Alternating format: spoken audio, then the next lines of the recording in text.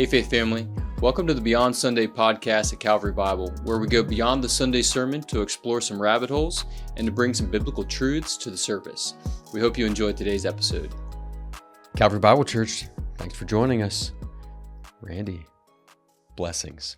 Thank you. I've been trying to call you Randall Good. because that's your preferred Just name. for the sake of my mom. Yeah. She named me that, so why not use it? My mom prefers Jonathan.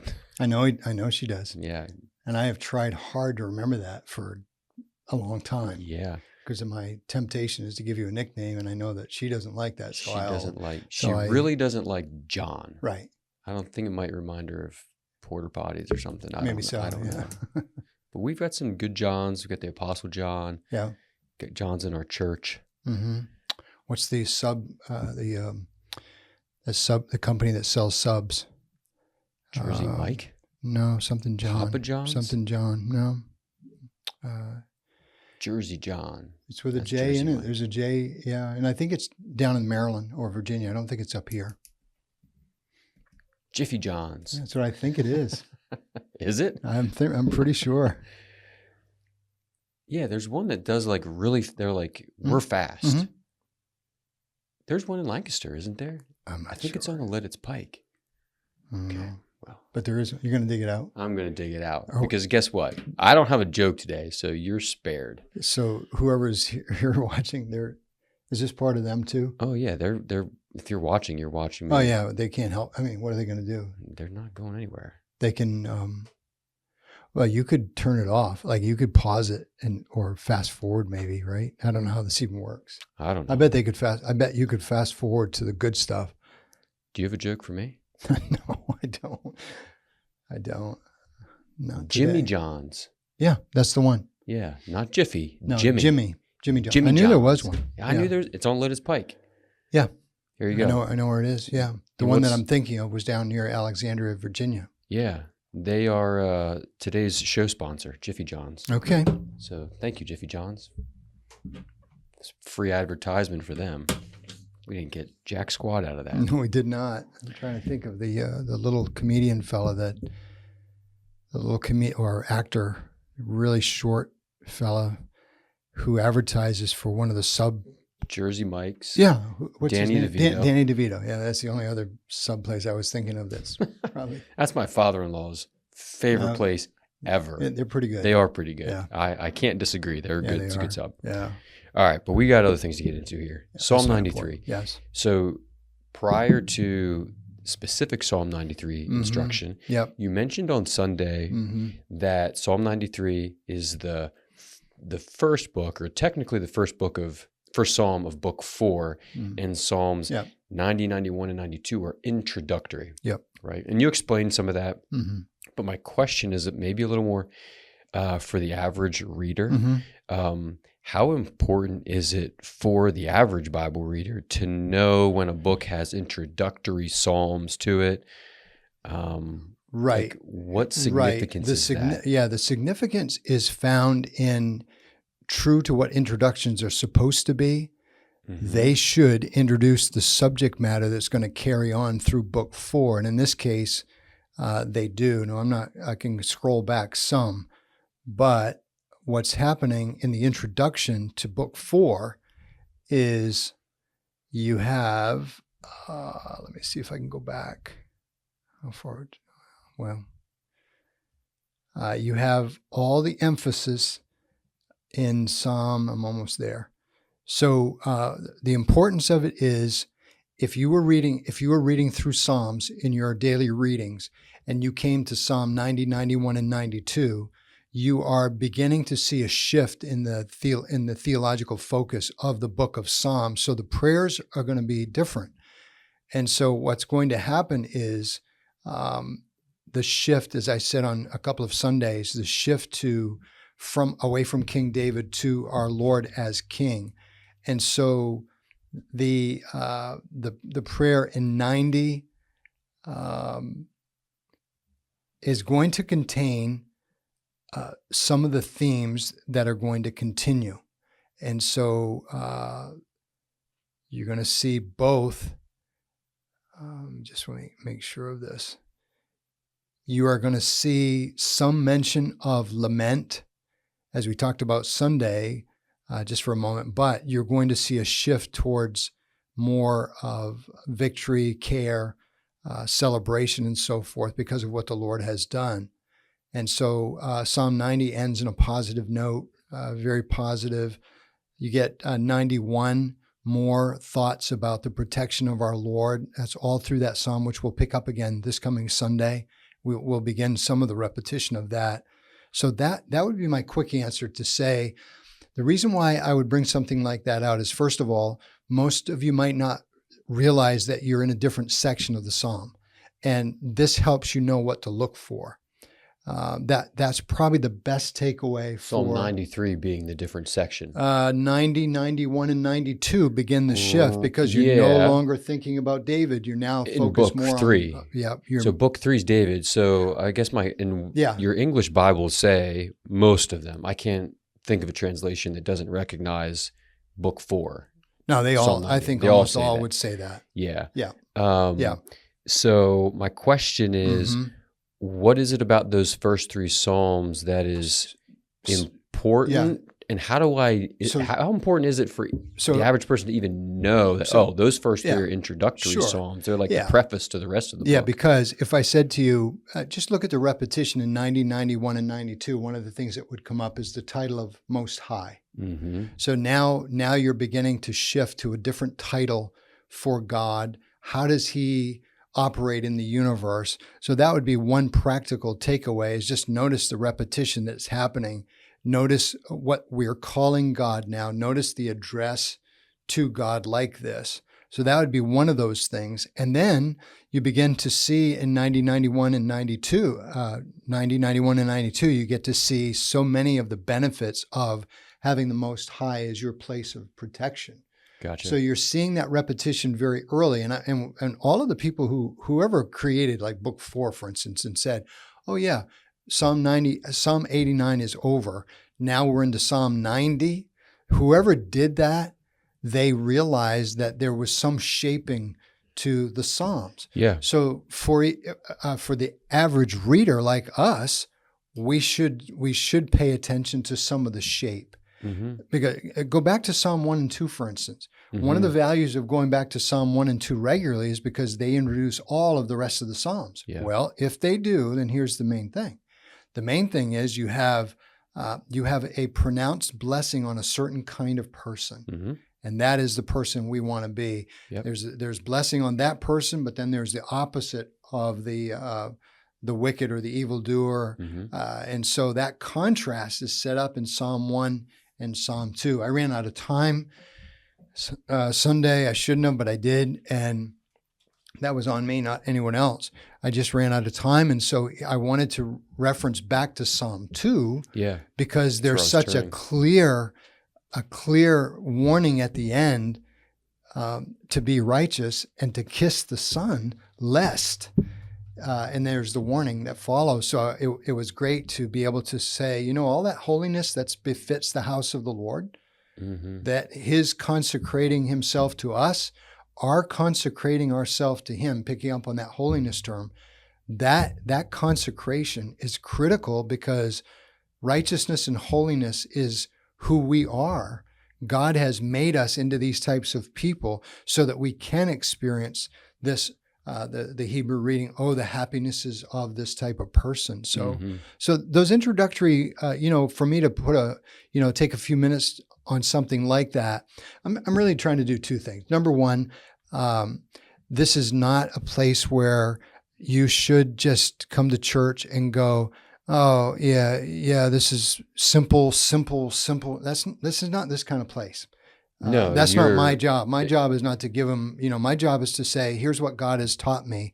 And some godly people have taught me through the years. So let me share some of that. One of which is pay attention to the structure of the Psalms because their meaning is developed through this structure. So as we continue to read the Psalms, this progression will continue and we'll see them shift ultimately to praise only at the end.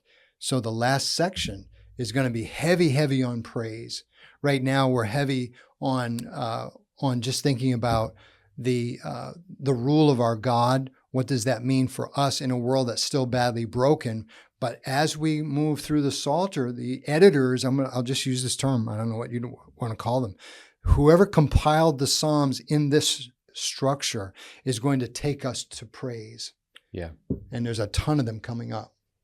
Right. Am I missing a lot if I didn't know, but was reading through Psalms 89 or 90, 91, 92 No. and not knowing there's a shift? You would not miss a lot. But there is definitely a clear shift from book 3 to book 4. There is. In some of the subject matter there. There is. And so pay attention to some of those themes. And I think actually what I appreciate that you were saying is the Bible is simple enough for children to understand. Oh, yeah. But it's not so simplistic. There's layers to it that you're trying to elevate and help folks see the complexity to it as well, because it's put together and structured in a way to do something for us. That's right. I appreciate that follow-up. What I've learned most in, the years of, let's say since 40 years of being trained initially and then through these latter years, one of the things that we're learning more about is inspiration at the level of structure, not just content. Mm-hmm. God determined that these books would somehow land to us like this. And so you don't want to think about just inspired content. You also should think about, is there a level of inspiration that with respect to how this canon, this book has been put together? And I really think that while you can read the Psalms without thinking of any of those things, I think we're better readers to focus on what God says is being focused on now, as opposed to getting lost in one Psalm and that's it. I would rather us see this interpreting Psalm 93, let's say from this past Sunday, this coming Sunday, 94. I'd love to see us keep reading the Bible with respect to the context of the whole Bible. Mm-hmm. In this case, how are the Psalms structured to take us to praise? Yeah. Something like that. I'll play off your average and above average jest over the years here for just a moment. Just for fun, yeah. Right. So for the average Bible reader to not pick up on the introductory things here in the beginning of book 4, you're not missing a ton. But we also don't want to just be complacent in that. So we want to be better readers of the scriptures. Yeah. But to transition here too, we don't want to just have information gain. We need life transformation, like we've talked about so many times. Yeah. So to kind of get into Psalm 93 here, how can we assess, right? Because this is one of the worship responses. Yep. How can we assess our faith and the faith implications on our lives based on what's recorded in Psalm 93?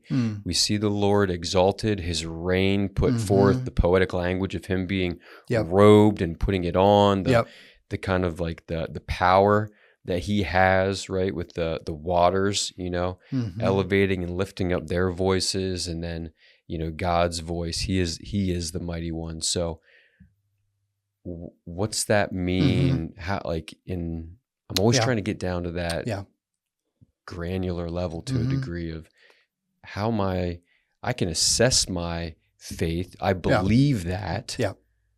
But what does that belief, how does that belief, how could it change me? How should it be changing me? Yeah. For the sake of our time today, I would say the key to that is in verse 1a and also verse 5b, actually all of verse 5 because of how this thing closes out. So once again, if you were thinking about, how do we read the Psalms in general? Let me do this right now so that you can just keep going with that thought of how do you read them? Well, one thing we know is that the opening of these Psalms are critical because they set the stage emotionally and theologically for the reader almost all the time. Okay. It's rare that the opening of the Psalm does not set the table for us. So the Lord reigns as a stated reality. Remember, this is the psalmist asserting himself by stating something that's real with the intention of us believing this same reality and living accordingly. That's how the Psalms function. And so the Lord reigns. So the first thing is for me to say, what else is ruling my life? Mm-hmm. The easiest thing to do is if I ask you, what do you get anxious about? And by the way, again, this is why it's good to read more than one psalm, because the more we study, the more we realize the context around these are important. So we will, Lord willing, get to 94 next week, and this will come up again. So if you're listening, watching, you pick up on this for next Sunday, this coming Sunday, Lord willing. So if I said to you, what do you get anxious about? Mm-hmm. Right?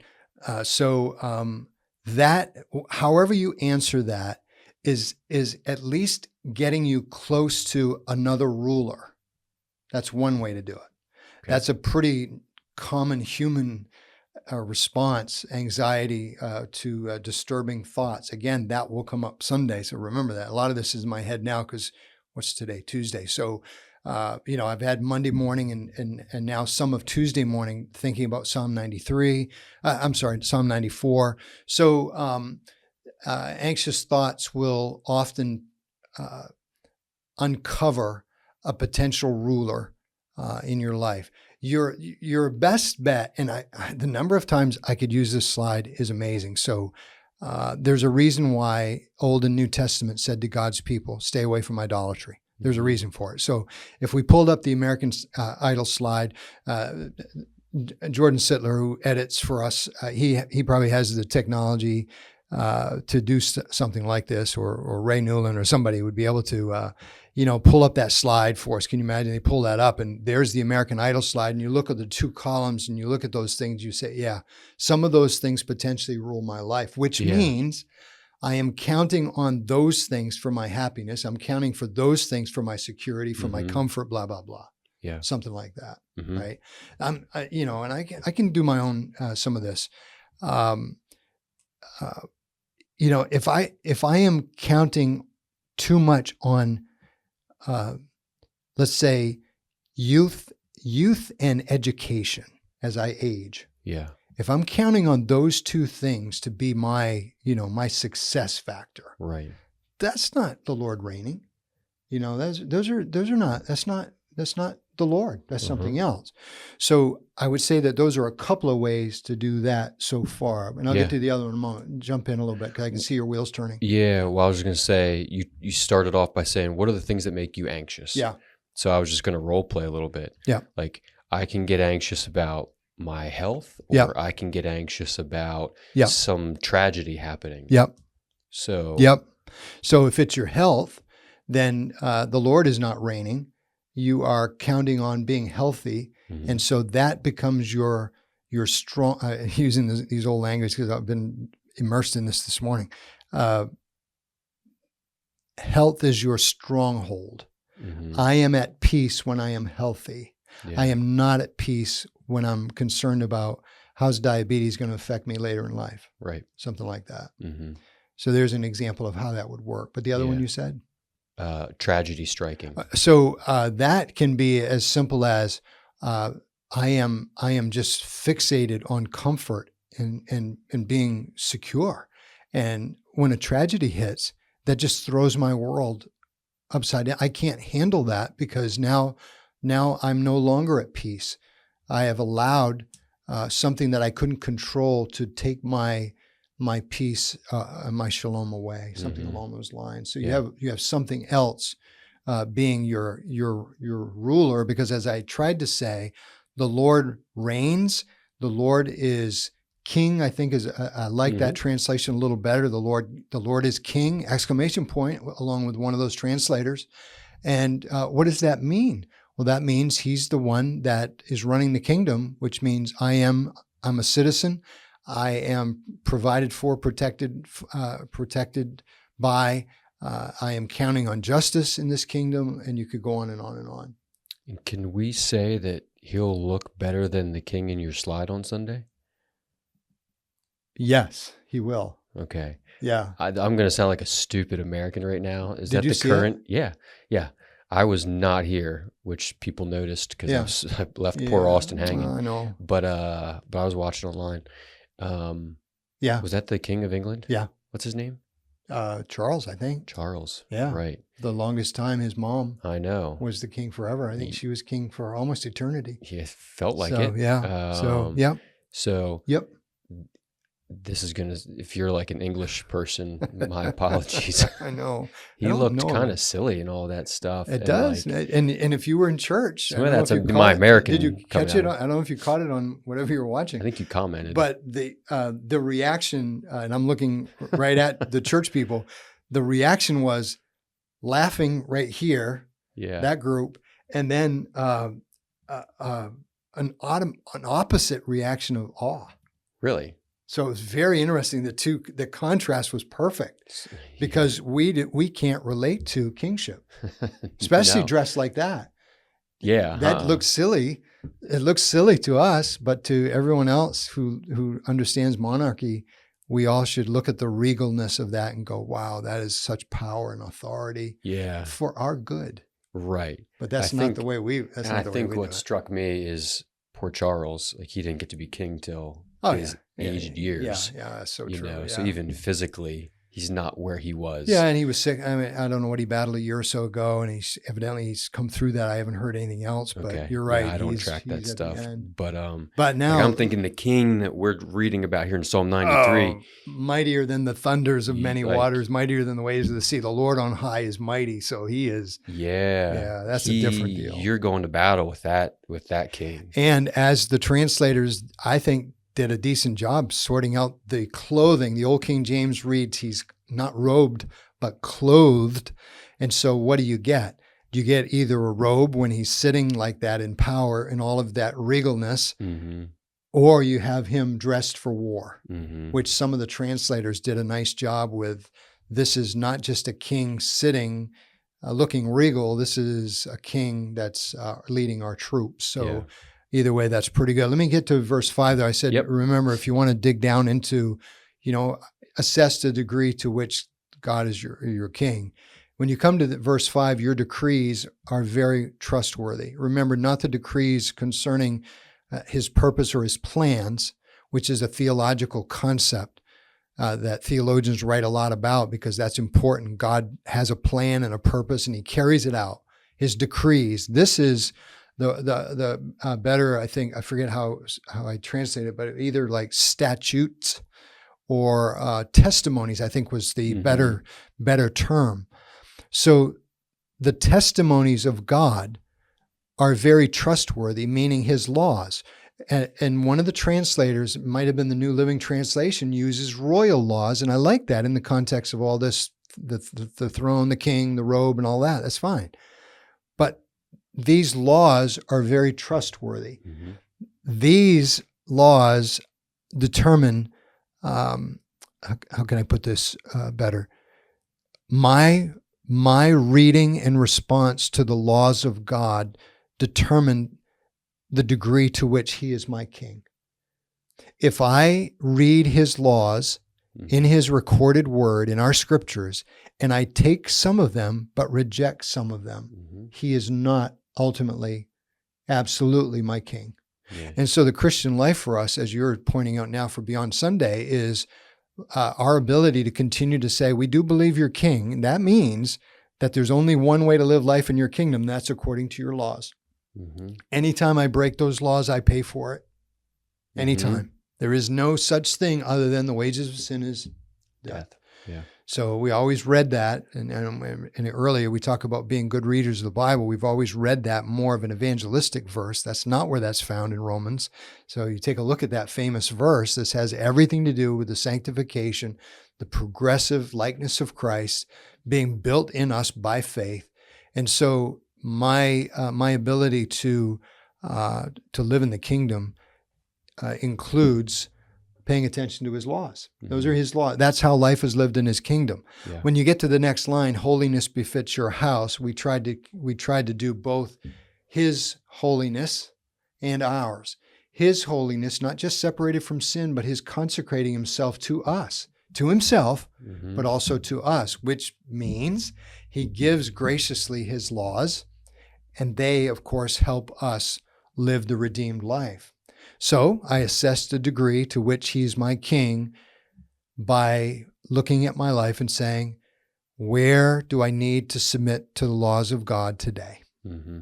Am I doing that? Am I fixated on another king, a different kingdom, practically speaking, or am I focused on doing the will of God today with the Holy Spirit guiding me? Those are some of the assessment tools I think you can use in a general sense. Yeah, that's helpful. I mean, we did some specifics a little bit. Yeah. And when you're choosing which of his decrees to listen to and which to disregard, practically what you're doing is you're the king over your own life. You just pick and choose what you like. Yeah. You don't do that with a king. Yeah. Kings don't let that happen. No, not without consequence. No. I don't know, every Sunday, you know what this is like. Every Sunday I come back, I don't know if I said this right. I don't even know if I said this. Right. But I was thinking, should have said, if I didn't, or if you didn't hear it, blah, blah, blah. The Lord reigns. Line A, the Lord reigns. Mm-hmm. What is the alternative to that? Just what's the alternative? And you nailed it. It's me. Mm-hmm.